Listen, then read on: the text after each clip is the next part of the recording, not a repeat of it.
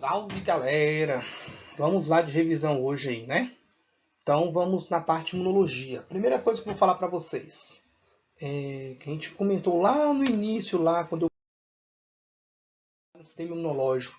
Nosso sistema imunológico é o nosso sistema de defesa, ele não é igual para todo mundo, ele ainda é formado dentro do útero, né, da mãe, e ele é composto pelos órgãos de defesa também. Antes de entrar em ação o nosso sistema imunológico, nós temos as barreiras naturais. Como é que eu vou saber o que é, como é que é as barreiras naturais? Barreiras naturais nada mais são do que onde eu tenho as portas de entrada do meu corpo, boca, ouvido, nariz, pênis, ânus, vagina, a própria pele, eu vou ter que evitar que esses corpos estranhos, que essas doenças consigam adentrar, penetrar dentro do meu corpo. Então lá, a principal delas é a pele. Falei para vocês a parte lipídio, que é exatamente onde você vai ter a gordura ali.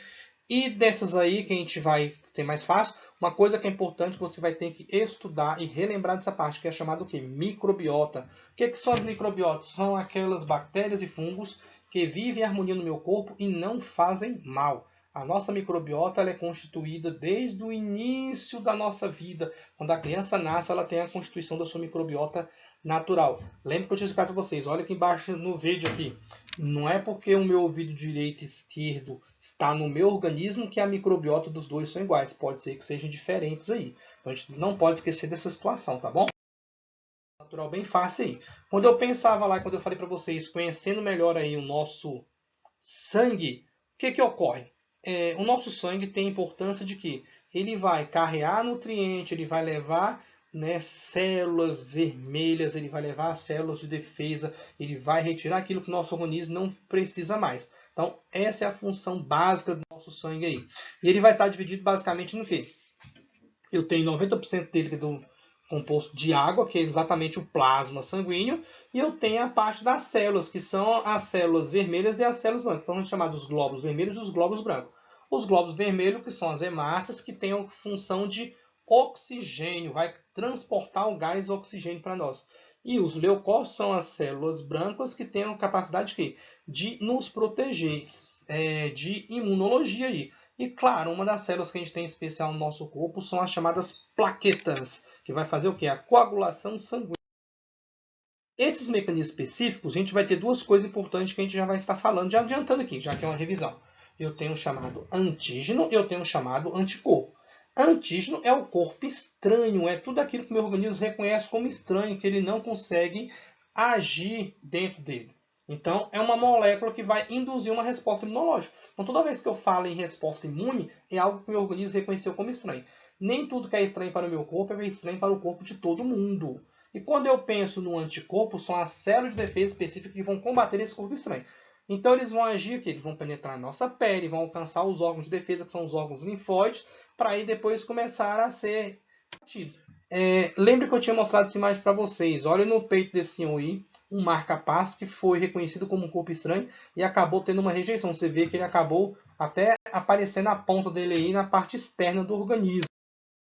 Pensa nos órgãos linfóides, isso aqui é mais a parte de anatomia. Quem está lá na T1V1 lá com o seu senhor José Júlio, quem está na T1V2 com a senhorita Adriane. Isso aí vai ser tudo comentado dentro da parte de anatomia bonitinho lá para vocês. O que eu tenho a falar para vocês aqui de importante é sobre o timo. O timo todo mundo tem, tá vendo o segundo aí? Começa lá, tonsilas e timo. O timo ele é um órgão linfóide de defesa. Até os 10 anos de idade, em média, ele está funcionando muito bem. Depois ele começa a entrar na atrofia. Eu até brinquei com vocês e sabe. Quando eu falo atrofiar, é tudo aquilo que não usa diminui, mas não quer dizer que ele vai parar a sua função. Ele só vai diminuir. Professor, por que ele acaba sofrendo essa atrofia aí? Ele sofre essa atrofia porque, em média, até os 10 anos de idade, o nosso sistema imunológico está sendo preparado, é onde o corpo está tendo maior quantidade de doença. Lembre, a maioria das viroses costuma ocorrer na infância. Sarampo, catapora, cachumba, rubéola, essas coisas. Por quê? Porque o nosso corpo ainda é muito frágil. Então, depois que a gente vai ficando, né, depois dos 10, até em média aí uns 50, 60 anos, é onde o nosso sistema imunológico está no auge. Depois ele começa a diminuir de novo. Por isso que o timo ele é bem funcional até os 10 anos, depois ele entra nessa pequena atrofia. Dessa parte aí, a gente vai ter o quê? A ação dessas células de defesa, né?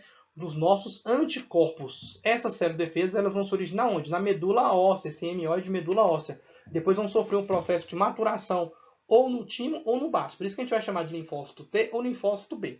Toda vez que eu falo linfócito T é de timo e B de baço. E essas células são específicas, elas vão ter os seus receptores aí. Então, esses receptores vão conseguir se ligar nesse corpo estranho para reconhecer. Lembra que eu até brinquei? Então, se determinado tipo de doença, eu vou ter células específicas para essas doenças. Então, se eu estou com gripe, meu organismo tem que produzir célula de defesa específica para combater o vírus da gripe. Se eu estou com dengue, e assim vai. Tranquilo? Fácil, fácil, fácil. Dentro dessas imunidades celulares, nós temos os chamados linfócitos T auxiliares, que vão coordenar a função do meu sistema imunológico. Então, quando o indivíduo está doente, ele vai ter a produção dos linfócitos T auxiliares, que ele vai também chamados T supressores. Ele organiza a resposta imunológica, só que é muito parecido com o outro anterior que eu falei. Por isso que ainda não se conhece direito a sua função. Agora, o que é importante para nós? Os chamados linfócitos T citotóxicos. Por que ele é importante? Ou ele vai atacar células que estão anormais, ou seja, tumorais. Aquelas pessoas que estão com câncer vão ter um aumento elevado desses linfócitos T citotóxicos, ou quando a pessoa está com qualquer tipo de doença viral. E aí também eu vou ter a presença de quê? Dos chamados linfócitos B de memória. Eles vão ter a capacidade de reconhecer aquele corpo estranho, para que você não fique doente de novo. Então você fica doente uma vez e cria imunidade para ele. E aí eu também tenho o quê? As nossas proteínas no corpo, que são aqui, as imunidades humoral. Elas estão presentes onde? Nos fluidos ali, né, no plasma sanguíneo. Lembre, IgM, IgG, IgA, IgE, IgD. Quando eu penso na IgM, ela é a primeira que é produzida, é a mais fraca e dura em média 2 semanas. Se a pessoa ainda não ficou curada, vai ter a produção do IgG. A IgG ela é mais forte, é onde que consegue atravessar a placenta, ela vai ficar por um longo período para o resto da vida. Só que ela só é produzida depois de 2 semanas. Então, primeira semana que a pessoa está doente, tem produção de IgM. Se não ficou curado, o IgM vai diminuindo depois de 2 semanas e o IgG vai sendo produzido. E aí, uma vez produziu, para toda uma vida. Quando as pessoas têm doenças que ocorrem em mucosa, na boca, no intestino, pênis, ânus, vagina, né, como o caso das IST, que são as infecções sexualmente transmissíveis, eu vou ter a produção de quê? Da IgA, porque elas são liberadas em região de mucosa. Inclusive, quando a criança amamenta, ela também recebe tanto o IgG da mãe quanto o IgA, que já está produzindo na mucosa. E nós temos a chamada imunoglobulina E, que é a IgE. A IgE tem duas coisas importantes para nós. Uma das importâncias, ou elas vão agir quando as pessoas tiverem uma doença parasitária, ou o quadro que é ruim, que elas vão acabar agindo para induzir aos casos alérgicos. Então, quando a pessoa está com alguma suspeita alérgica que o médico está ali, o que ele vai pedir? Ele pede um exame de sangue, o IgE. Se o IgE deu alterado, eu já sei que a pessoa tem uma alergia. Eu não vou saber especificamente ao que ela deu alergia, como a gente vai falar já já. Mas eu já sei que é um quadro alérgico. E a IgD, né, como eu tinha falado, não tem definida aí. E coisa importante para nós, vacina e soro. Qual é a função da vacina? A vacina, ela faz o quê? Ela faz a proteção orgânica, ela é produzida com o próprio agente causador da doença, do antígeno. E elas vão começar a surtir efeito em média depois de 20 dias aí. As vacinas podem ser produzidas de duas formas. Ou com, vamos pensar aí no Covid-19. Estão tentando já produzir a vacina do Covid-19. Como é que eu vou produzir essa vacina? De duas formas. Ou eu pego o vírus morto, todo mundo sabe o que é? Ou eu posso ter ele atenuado. O que é essa forma atenuada? As melhores vacinas que a gente tem, as que têm as melhores respostas, são aquelas vacinas atenuadas. Essa vacina atenuada são aquelas que são modificadas geneticamente. Normalmente, o que a gente faz? A gente enfraquece a bactéria, enfraquece o vírus para que ele não faça mal. Então, ou seja, ele vem vivo, mas sem a capacidade de produzir doença. Por isso que ele é bem melhor do que com o micro-organismo morto. A vacina, ela é forma profilática. Se eu tenho a vacina como forma profilática e eu não tenho tempo de tomar a vacina, eu vou precisar da ação do soro. Lembra lá da picada de cobra, o soro antiofídico. O que é o soro antiofídico? Eu já tenho substância ali que já contém os anticorpos prontos pelo corpo. Por que a vacina leva 20 dias para fazer efeito? Porque exatamente quando você toma vacina, o seu organismo que vai ter que produzir esses anticorpos, essas células de defesa. Por isso que eles vão levar aí mais ou menos umas 2, 3 semanas. Quando eu pego o soro, lembra que eu falei para vocês no caso do soro antiofídico para picada de cobra, que ele é produzido no cavalo. Então, ou seja, eu já recebo os anticorpos pronto. Então, ele tem uma ação curativa e efeito imediato. Só que ele tem uma duração baixa, de média de 10 a 15 horas. Ao contrário da vacina, que quando eu uso a vacina, média ou é para a vida inteira, ou se não, pelo menos a cada 10 anos que eu preciso somente renovar ela aí. Então, o soro só é utilizado em casos extremos. Só dessa parte, lembra das imunidades que eu tinha falado para vocês. Só que aqui agora está mais fácil, como a prova vai ser em casa, vai ser show de bola. Gente, nós temos as imunidades, mas vamos só relembrar aqui. Quando eu falo em imunidade, imunidade ativa é o meu corpo quem produz, imunidade passiva é outro organismo quem produz. A imunidade ativa de forma natural, então, ou seja, imunidade ativa naturalmente adquirida. Como é que ocorre isso aqui? É quando a pessoa fica doente. Infelizmente eu fiquei doente, mas eu fiquei curado e criei imunidade para tal. Eu dando aula aqui, o abestado do menino ali. Salve, salve, galera. Vou até virar o computador aqui para vocês verem, ó. Salve, salve, galera. Uma reabestada. Tá atrapalhando. Então, o que que ocorre? Quando eu penso nesse tipo de situação, a imunidade ativa de forma natural, o ruim é que eu fiquei doente, mas por outra forma eu criei imunidade para ele.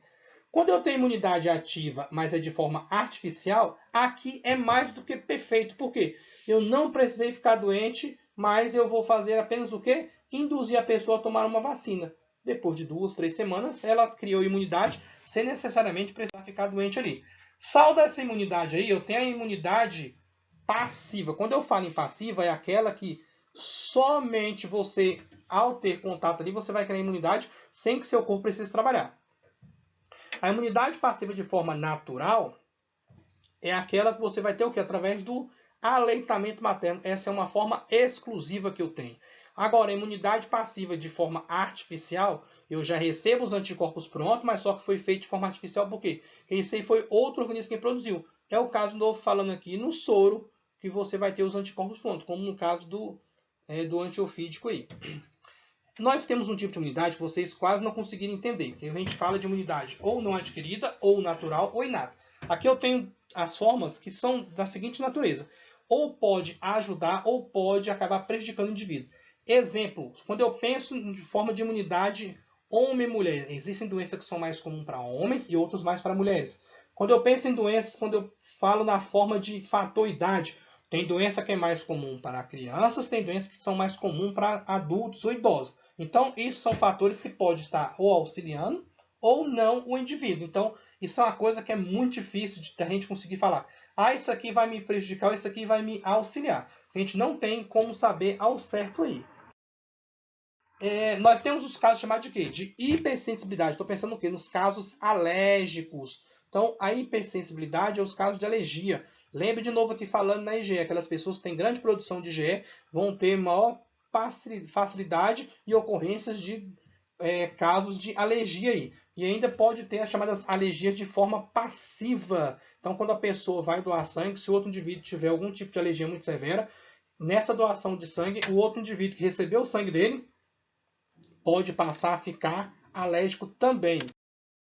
Então, quando eu penso nesses casos de alergia, nós temos o quê? Os chamados testes alérgicos. E dentro desses testes alérgicos, o que eu vou ter? Eu vou ter dois tipos de teste. Nós temos o teste imediato e eu tenho o teste que contato. O teste imediato, que é o chamado prick test, você vai fazer o quê? Você vai acabar perfurando o antebraço do indivíduo, aguarda ali uns 15 a 20 minutos, então você vai começar a perceber se teve ou não esse tipo de reação. Se tiver reação alérgica, a gente já faz a demarcação no antebraço. Deixa eu ver aqui onde é que está meu braço aqui. Eu já faço a demarcação no antebraço do indivíduo e eu tenho que saber a sequência certinha de onde é que está cada tipo de alérgico ali. E eu vou saber se ele é alérgico a aquele determinado tipo de coisa ou não. Passa essa situação aí, nós temos o teste, que é o teste da fita adesiva.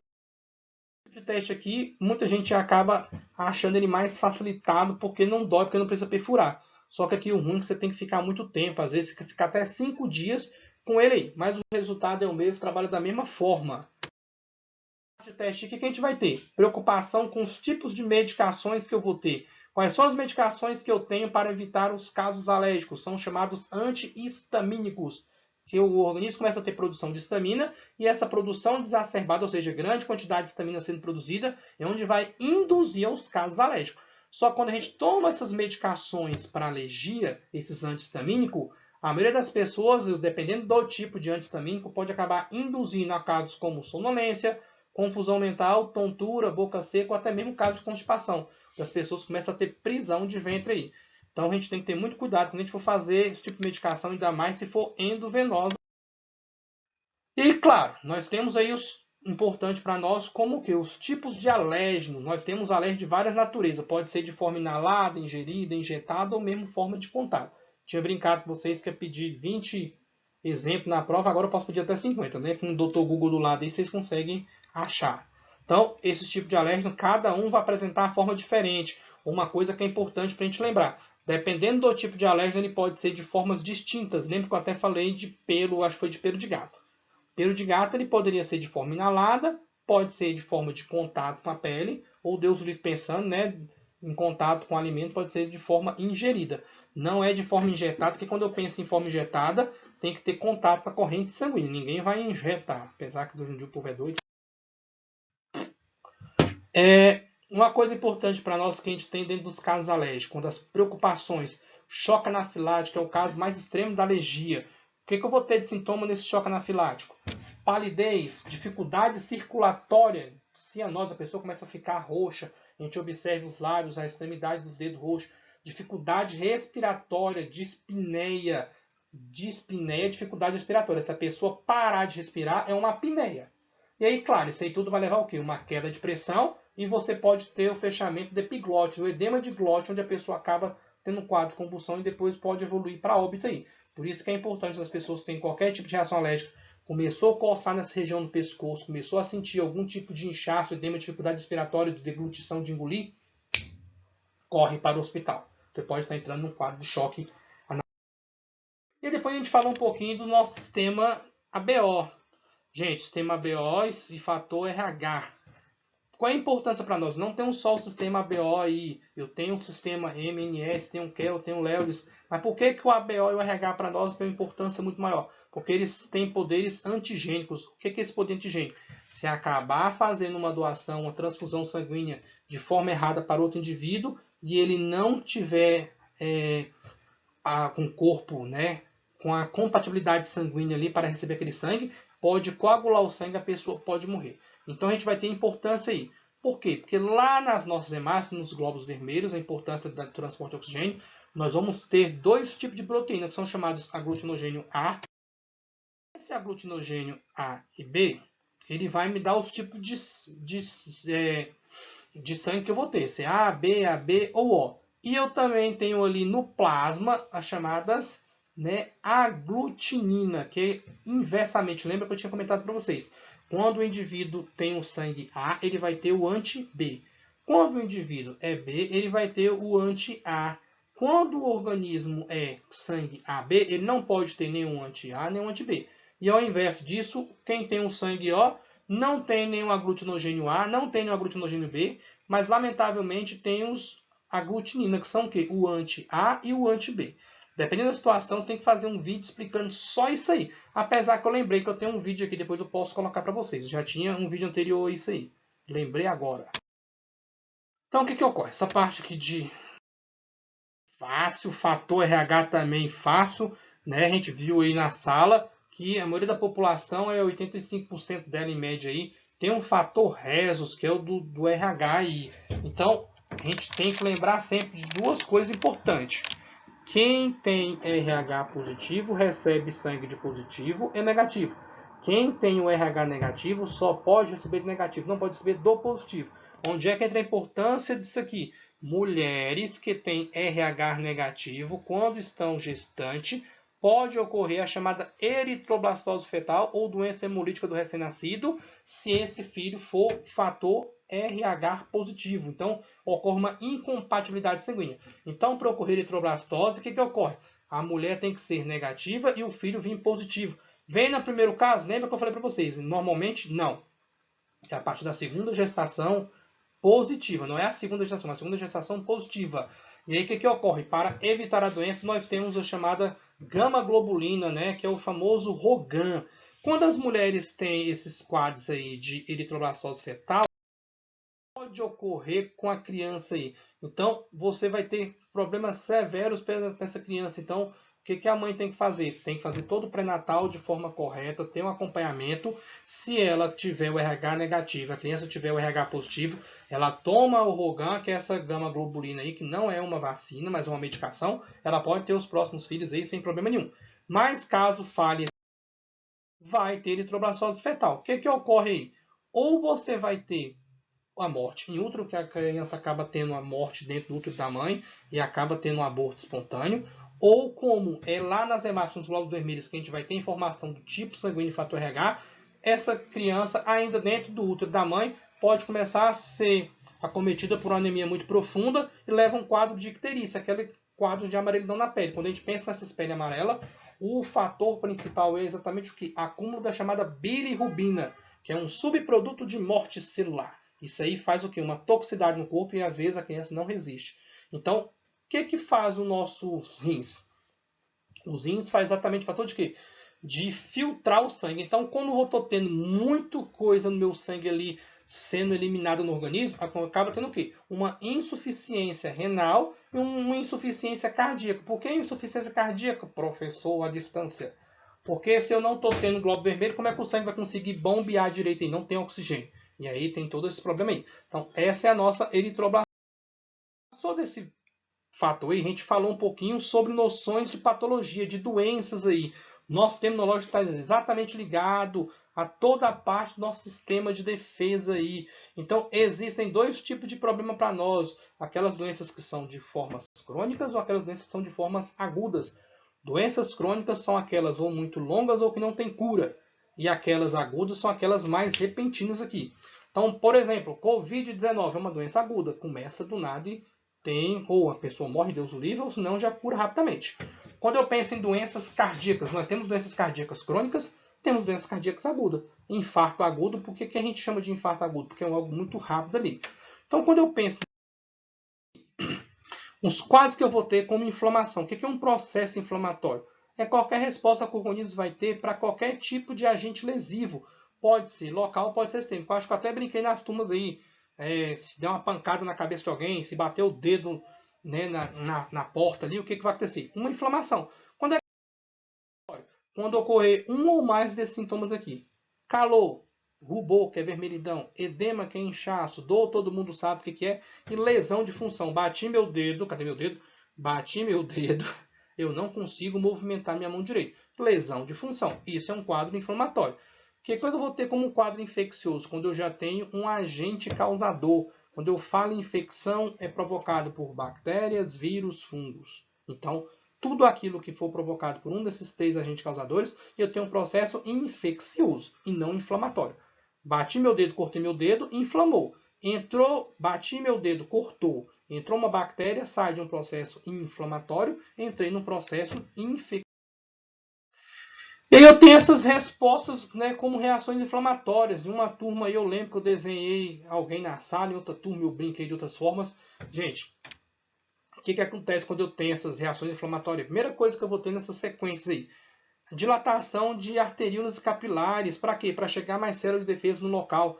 Automaticamente, quando você tem a dilatação aí, você ocorre o edema, o inchaço, o membro vai começar a aumentar de tamanho. E aí o nosso corpo vai ter o quê? Produção das chamadas fibrinas. Essas fibrinas elas servem como uma malha, elas vão bloquear a saída desse corpo estranho do local. O nosso organismo às vezes não entende que é só uma pancada.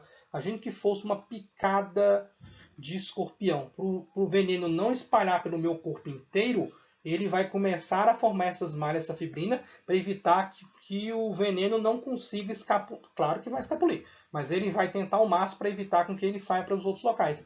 E aí vão entrar em ação as nossas células, são chamadas o quê? Fagócitos. Eles vão começar a englobar, vão começar.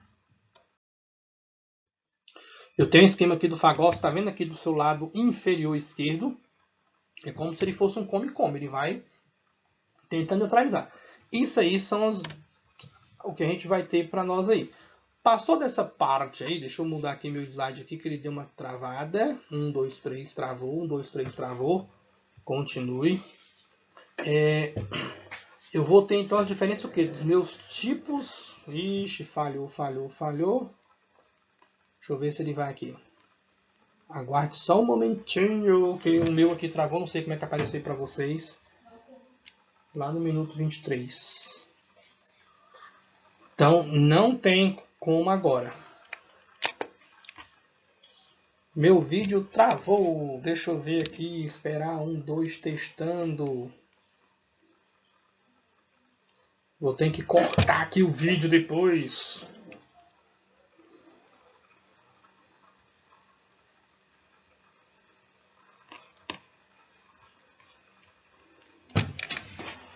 Eita, Jesus.